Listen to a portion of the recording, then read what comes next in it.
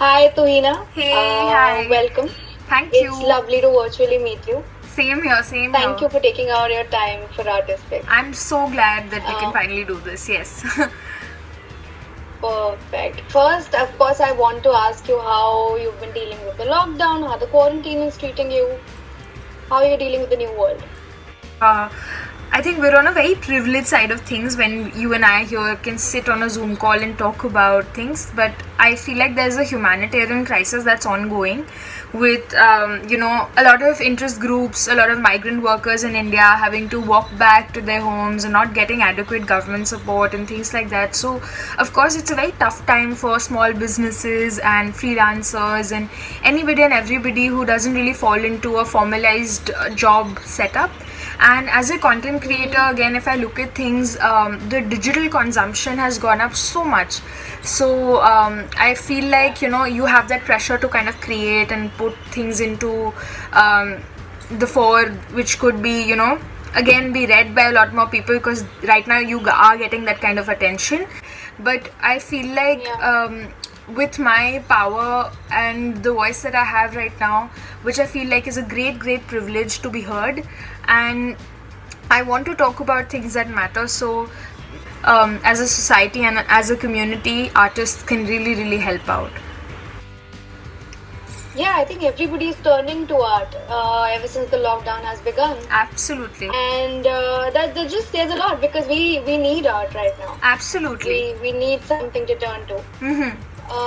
And which is why it's so lovely to read your poetry. The fact that you're so consistent and you do Thank it. you. There's a stable upload sort of schedule that you have. I see your poetry coming out often, and you write very frequently. Right. So I've seen this whole debate on the internet about productivity and about how we're having a hard time expressing because there's a lot of anxiety. Right. But there's also a lot of time. So there's this guilt that comes with it. Yes. So have you been dealing with that? Has that happened to you? So I don't know when and how, but being busy and being productive has kind of made us all feel more valuable about ourselves. We've kind of equated our self-worth with the kind of work we have to do every day, the number of hours that we're putting in. Not really focusing so much on quality, but so much on the quantity and numbers and the hours that we're putting in. I don't think you can be 100% creative all throughout your life, and especially at a time of a global pandemic, although it might not affect you as directly as other people. But I mean, these are not normal times, so we shouldn't kind of put that additional pressure on us to be productive completely. I wrote this a while back, so I said that an empty mind is a devil's workshop, but also the creative geniuses.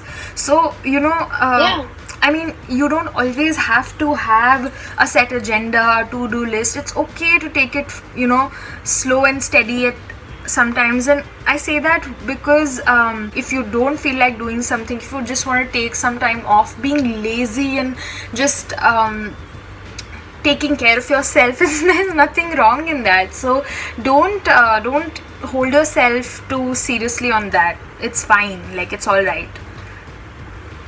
I wanna ask you about how I've read in a lot of your interviews that you've done before this about how you manage two jobs. You used to be a banker, now you work in marketing, and you also balance running this Instagram poetry page that you do, and you've got a solid following. So how do you manage all of that together? I've always been this person who could not choose either or all, and so I wanted to do everything. So all of this I have to manage, and it's become like one big khichdi sometimes. Like it does kind of take a lot of my time, and I do kind of feel like it's too much and I can't take it some days. I have been able to build a following or a readership which is sensitive and tries to understand where I come from. I think that's a blessing in itself. So the fact that I don't want to compromise on either of the things that I do, which is to have a full-time job.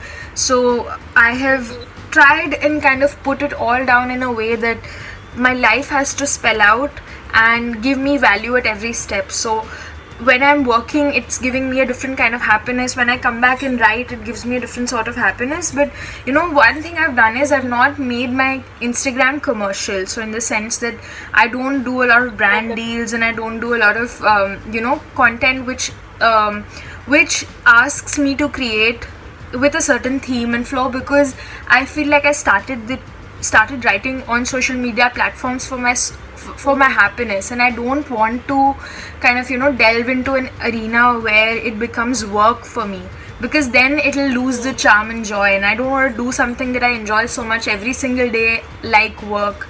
So I want to keep that segregation very strong and solid. We were just talking about hustle culture. We were just talking Yeah. about how consumerism and capitalism has made us these always on the go guinea pigs. Right. And the lockdown has made us sort of slow down Right. and pick up old habits, read, watch something, and do things that genuinely sort of feed our soul, if I may say so, in the most cliched manner. What I want to know from you is there something some old habit that you've picked up, and something that you've been doing that is not related to either of these things, not related to your job or to writing or anything else for that matter that we know you for? First of all, I started cooking like everybody else in the world. Everybody's turned into a master chef, which is great because people should learn and know how to cook. It's a life skill. So it just talks about timing, it talks about consideration, care, being attentive. Like there are a lot of like deeper things when you just look at making a dish, like one process, one activity, like making a dish. So I think I'm just learning that. And of course, so I picked up a guitar like a few years ago. I got it home, but I never learned to play because I never had the time. So I'm just taking like YouTube tutorials and trying to learn guitar, although it's a long way for me. But like the plan is to kind of someday sit down and play some guitar with my poetry. Is there something that you dislike or something that bothers you about the culture of Instagram poetry? Because this is new. Right. We used to publish books of poems. Right. Now we're publishing poetry every day. It's a different culture, so it demands different things. Absolutely. Is there something that bothers you about this? There are two schools of thought. There is one that kind of defies people who write on Instagram. They just make them demigods, people who are writers on Instagram. And people think whatever they say is gospel truth, and that includes me. So there's this normal tendency that people have that if we read something in print, we feel like it's gospel truth, and it speaks to us, and like the universe has directed me to it and all of that, and it's fair. Like that's what it's meant to do. Poetry is supposed to give you hope. So when I say that I write poetry, I don't think I write complete poetry on my page. It's a floating thought, it's an idea, it's an epigram, it's a quote. But if we are looking at entertainment shifting gears, which is like if YouTubers and people who make wines are also being called actors and creators, why are we not able to give that same platform and love to people who write on Instagram? So don't look at it in terms of literature. Don't look at it in terms of don't look at it from a scholarly perspective maybe, but look at it from a factor that is it able to give you some hope? Is it able to give you what a poem does to you? Like is it really like giving you that kind of happiness and joy when you read it? And then there's the other one, which is young kids who are getting into poetry, who are starting out, who are trying to write and emulate the people that they like. Is there somebody to look out for? What do you see the future of the poetry community in the digital sense?